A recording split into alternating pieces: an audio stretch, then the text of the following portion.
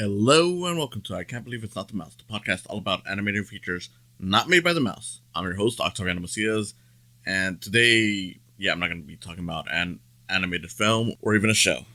I want to talk about something that has been prevalent throughout the industry. And realistically, not even just animation. It's in the whole of entertainment industry, and realistically, it's in other things as well. But we are talking about entertainment here, and that is scandals. When it comes to a lot of people in the industry, there are a lot of talented people. And unfortunately, with that talent, there sometimes comes people who take advantage of the fact that they're talented. The thing is, it sucks because once we see how they took advantage of that, it normally ruins the good stuff that we've seen from them. It makes us feel like maybe we're wrong for liking their things. And the fact of the matter is, there's really no way around that, because when it comes to something like this, where there's a huge amount of people working on any given project, it becomes a whole thing where it's like, do I support it? Do I not support it? What should I do? And the thing is, there's really nothing you can do about that, because as it turns out, we just are there in the sidelines. We're not the people who are affected by this directly. We are not the people who caused it. So, there's nothing we could really do about it beyond just maybe saying, hey, you're not getting my money anymore, you're not getting my support. But then that comes to mind, well, what about the other people that worked on this project? What about the other people that didn't hurt people? And it becomes a whole complicated thing. And on top of that, you just have to stop and wonder, well, how do you feel about the things that you liked from that person, regardless of how you feel about what they did? It's just a hard feeling, because there really isn't much that you can do about that kind of stuff. It's just, hey, bad things happen. What do you do? Now, I'm not going to play around. As of this recording, the most recent example of this is the creator of Rick and Morty, Justin Roiland. I know it's technically co-creator, but I mean, he voices Rick and Morty, so you hear his voice literally throughout the show more than Dan Harmon, who has his own issues, but we're mainly talking about that. I like Rick and Morty. I did an episode on it on this podcast, and I do watch the show regularly, even though I think that the more recent seasons have been a bit more inconsistent, but on the whole, when they are really good, they're incredibly good. So I do stick around and watch it. And it was one of those things where it's like, look, even without the show, I do like Justin Roiland's, voice work. And I'm not just trying to say that just to be like, this is pretty much me saying, forget those woke people. He doesn't deserve to be canceled or anything like that. Like, no, he deserves every bad thing that will happen to him. At least as long as it's within, he did some horrible things. So he deserves every bad thing that happened to him. But, I can't just suddenly say, well, I never liked them. I think the show was bad, and it was always bad, and we always knew about it, because there's a lot of times where creators do problematic stuff in their shows that are not reflective of who they are. And just because someone does something bad doesn't automatically mean that the show that they made was a good sign of how wrong they were. Sometimes, sure, maybe there is some things in there, but for the most part, that's not the case, and I don't think that's the case for Rick and Morty. There's a lot of talented writers on the show.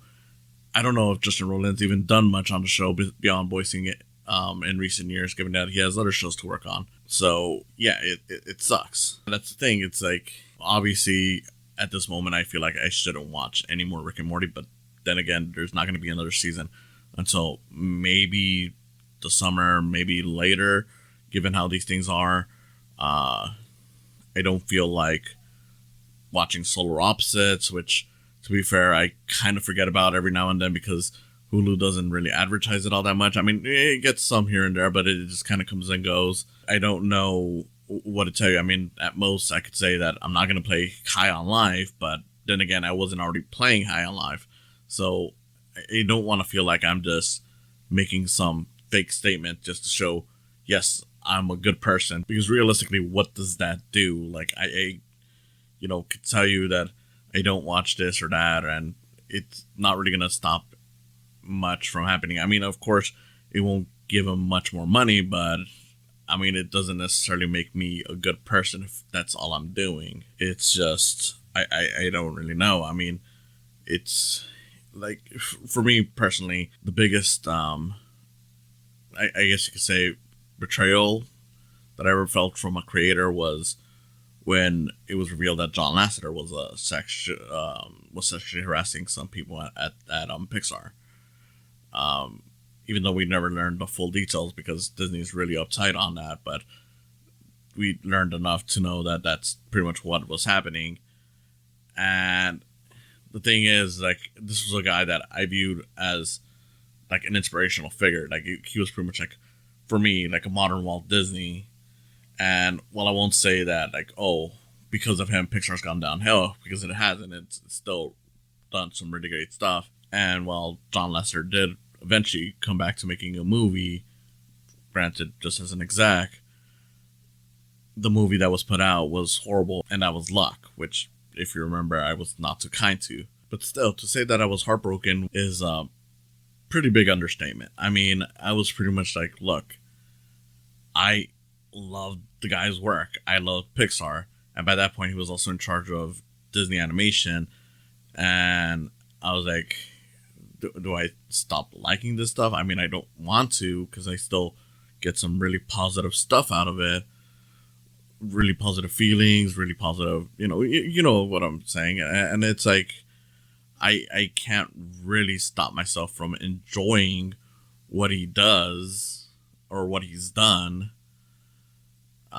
without now thinking about how horrible he was to the people that were around him making these movies. And again, it's just like, I don't know what I could do about this. And what made it even worse was that when this was coming out, Pixar had pretty much been putting out, or was about to put out, Coco, which is one of the most personal Pixar movies to me, because it's a movie about my culture, and it just really hurt. And it's just like, again, I don't know what to do. And I at the end of the day, I still like Pixar. I still like the stuff that John did while he was there. Not the horrible things, of course, just the entertainment stuff, for the most part. And that's essentially what it is, that eventually you do come at a point where you realize that these horrible people will come in and do horrible things. And it might make it a little harder to enjoy their stuff. There are certain things that do make it hard, like, of course, with Johnny Depp. And look, I don't care about, the whole Johnny Depp or Amber Heard thing. I just know that, look, if you think that Johnny Depp didn't do anything, you clearly aren't paying attention and are just going for whatever the bots tell you. Not saying that Amber Heard isn't necessarily innocent, but to say that she's guilty without saying that Depp is guilty, is just a bunch of lies. To a point that, I mean, again, I don't want to turn this into a Johnny Depp versus Amber Heard thing, but I don't think she deserved the treatment that she got. That's all I'm going to say. It just feels like a bunch of guys were punching down on a woman and people followed. But with Johnny Depp, it's like, look, knowing that he has done some horrible things, I'm like, yeah, it makes it harder to enjoy stuff like the Pirates of the Caribbean, specifically the first one, to an extent the second and third. It makes it harder to enjoy Rango, but I do still enjoy those movies, and I do enjoy the performance. It's just that I ultimately come to remember, like, this guy is not good. Same thing with like Kevin Spacey, who was really good at playing, villain characters like he was Hopper and A Bug's Life. If we're going with animation, but he is a horrible person, and there's really nothing I can do about that. Like, of course, I could say, hey, don't give him more jobs, and that's pretty much the most I can do. I could, of course, not give him money, but I mean, there's really only so much that he's not really getting jobs right now, and if he eventually does, then yeah, sure, maybe I won't do that. But there's a whole complication of where's it going and whatnot. So again, I don't know what to tell you, because, well, it's very easy to say like, oh, don't support it. Again, other people work on this stuff. Like, granted, I'm not interested in that Hogwarts video game. I'm not interested in supporting anything Harry Potter. And while there are definitely people who are taking advantage of the whole, like, oh, well, the video game, developers, need to get paid too, which they already got paid. You don't have to worry about that. There is, I don't want to say a truth to it, because there isn't a truth to that, but in some cases, especially with movies, especially when you consider that certain people only get paid through royalties or any of that, where they get more money, which is why it's important to keep these streaming, playing and whatnot, so that people get paid for their work over time. That's a bit more harder to understand, especially because it's a matter of like, well, how big is the person that did the horrible thing involved with this thing? Like, in terms of Kevin Spacey, like, well, there was other actors in some of those movies. Do they deserve to be damned as well? John Lasseter was just an exec for some of those Disney movies that we really love from him. Do those deserve to be damned just because the guy who sat down and approved certain things said, okay, well, there you go? I don't think so. I think that's a bit much, but at the same time, I do understand wanting to make a stand and having to make the stand, and it becomes, again, a harder thing, because where do you go about it? Like, I know people will probably tell me like, oh, well, you can just do this or that, but then the hypocrisy sets in once you consider like, well, that other thing that you're perfectly fine with also has some of its own issues. I don't know. There's really no easy answer to it. I'm not gonna lie. There's no easy answer. I'm kind of struggling to even imagine an answer for it, because I'm just here thinking whatever answer I give you will not be satisfactory, not because I'm giving the wrong answer, but because, unfortunately, I don't know if there is a right answer on how to go about these things. The only thing I can say is just, if you enjoy these things, you're not wrong for having enjoyed it, especially if you didn't know that there was anything wrong going behind the scenes. Like, just because you liked a silly comedy about two people, a grandfather and a grandson, doing stuff that sometimes was nasty, sometimes was messed up, doesn't mean that you approve of, like, assaulting women or sexually harassing minors. Just because you like the toy movie doesn't mean that you approve of everything that John Lasseter did to hurt people that worked at Pixar. That's really all it comes down to. It's like, you're not wrong for enjoying those things. If you decide to make it your identity to enjoy those things just to insult those who feel offended by it, then yeah, you may have more problems. But at the same time, if you decide, okay, I'm gonna come in and villainize everyone who does find enjoyment out of these things, regardless if they've already, come out and said like, look, I know this is wrong, I'm not supporting any more work from this person, then you're also kind of an ass. Maybe not as much of an ass as the previous person, but at the same time, it's like, look, it already hurts for that person a lot. You don't need to villainize them for at least trying to acknowledge, like, look, I know what they did is wrong.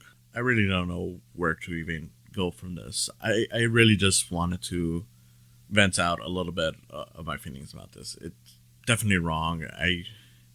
It does hurt my enjoyment of a show that I really enjoyed. At the same time, I can't deny that I have enjoyed the show, and I don't think I or anyone else who enjoys the show is bad for it. We didn't enjoy the show because we thought like, oh, this was the kind of person he was. I really don't know what else to say. I really just wanted to do this to vent out a little bit.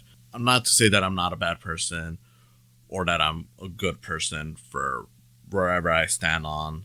I just want to make it clear, and maybe just wanted to connect with other people who might still be confused about these kind of things. Like, you're not bad for the things you enjoy, especially if when you enjoyed them, you didn't know that the person was horrible. And in some cases, even if you enjoy it while knowing that certain people are horrible. Because as it turns out, these things are complicated, and when you're enjoying a piece, you're not enjoying it because you're thinking, oh, this person did a bad thing. Whether you know it or not, you're enjoying it for how it makes you feel, how it relates to you, how it reminds you of an experience, or just anything like that. And I think it's important to acknowledge that you're not a bad person for enjoying things from problematic artists. You're also not good just because you say you never enjoy that thing, or you're 100% against that person no matter what they do. But there is a complicated gray line to it, and it's important for you to understand your own boundaries. It's important to understand the boundaries of others. And if you want to make a stand just to show support to certain groups of people, if certain groups of people are hurt, great. That's perfectly understandable. So, again, I don't know where to go from here. All I can say is that I hope the people who are hurt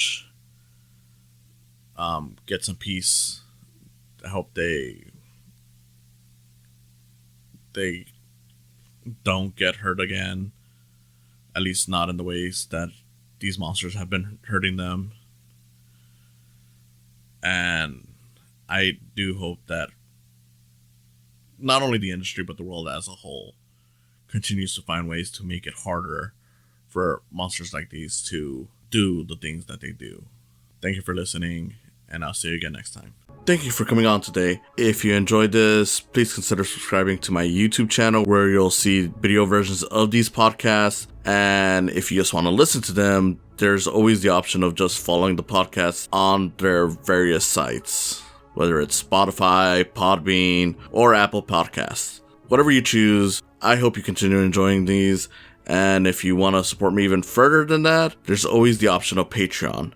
With Patreon, even just $1 will get your name on the video versions of this and on other videos that I may do outside of these podcasts. A few dollars more gets you some behind the scenes info, and as this continues to grow, you'll find that there's more perks to it. So I hope you consider supporting me through Patreon as well.